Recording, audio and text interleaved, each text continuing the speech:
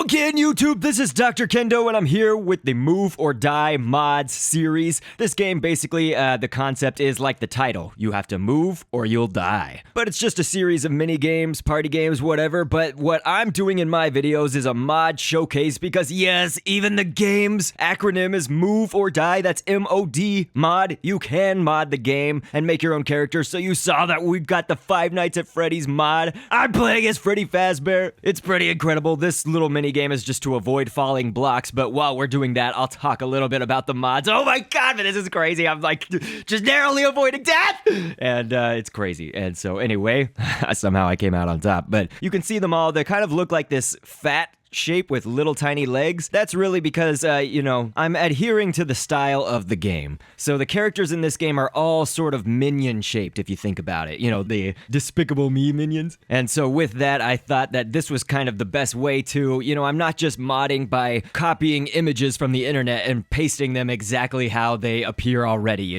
just to put them in this game. That is one way you could do it, but I thought it'd be more interesting if I did it more in the art style of this game. One of the, other commentary series that I do on my channel is a Scribblenauts Unlimited creation series where I create characters in the world of Scribblenauts Unlimited in the object editor of that game. And so sometimes I do feel that, I'm really creating the character in the Scribblenauts style at least, or it almost is a given since the Scribblenauts graphics are kind of cartoony-ish looking. And God, I just ruined this speedrunner's just awful. But anyway, we've got the Chica, Bonnie, Foxy, Freddy here. I'll show a little bit of the methodology and whatnot of how I made them, but they are, again, all just fat-bodied, small little legs, because the legs actually are what really I build the entire character around. And basically, to create a mod in this game, you have to put your, I do it in Photoshop. So you take an existing character, and mind you, this is the easy way to mod. There is a harder way where you could script and do a lot of more,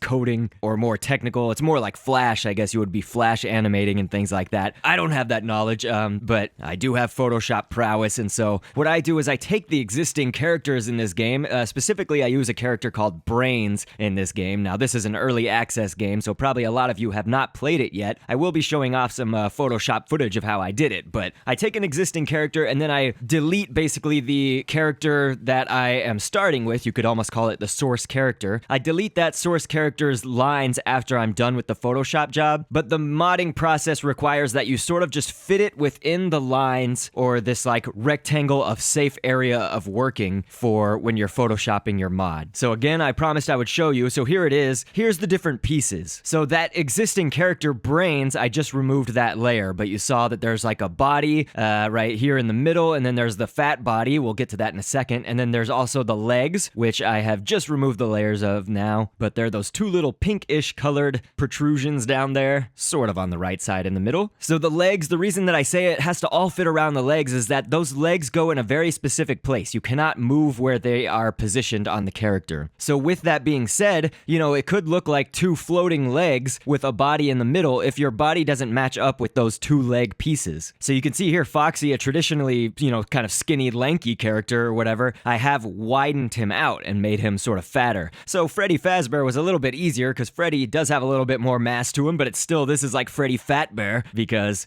I've taken this image that you see me moving around with that black background and I edited that, so I altered that. You can obviously see that I made it a lot wider. And the legs, the other part of it is that those legs are so tiny, and you can see Freddy's legs, Foxy's, whoever's, they're so long that I basically had to cut them virtually in half and shrink them down, just by scale. So you can see that I've taken at the knees, just taken that out, the bottom part, or you could say the shins, I guess. I took out the shins. So yes, as I remove layers here, you can tell sort of what the methodology is of keeping it within those lines. So you see there is the Brains character right here, just to zoom in a little. So that black outline you can consider here, even on the legs too, you have to stay within those lines. Now you can go outside them a little bit. Imagine a rectangle of safe area being around those kind of that black outline. You can put any of your, design for your mods here in Photoshop around that safe area rectangle. So if you were to almost draw a rectangle, that could cover up any specific part, the body, the legs, or anything. That is your safe area, you could say. So it's okay if you go a little bit outside the black lines, but it has to fit within the safe area rectangle. Now, each character in this game, Move or Die, has a fat version, I guess you could say, the really round version here to the left. So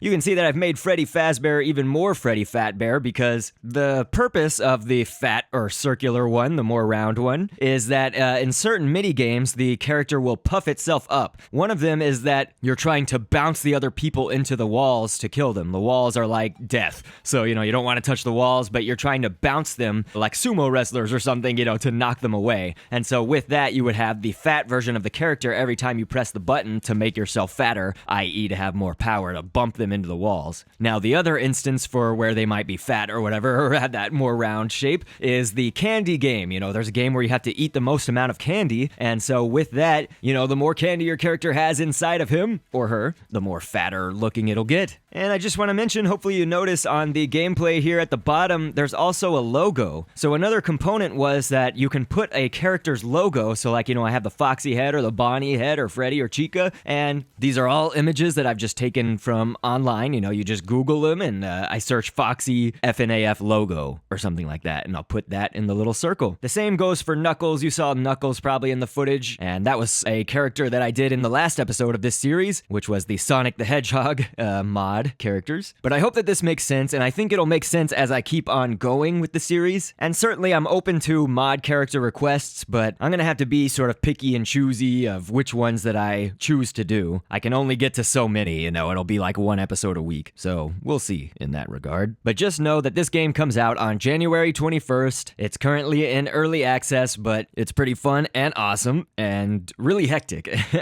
Check out my review of it on dkcgaming.com. And yes, one last thing, when you get this game in the future, when it comes out, my mods will be available for download on the Steam Workshop. So you too can get Five Nights at Freddy's characters, Sonic the Hedgehog characters, or whoever in your game once it releases. So as always, I will catch you on the next vid, and thanks for viewing. Come on, the flames, I'm still on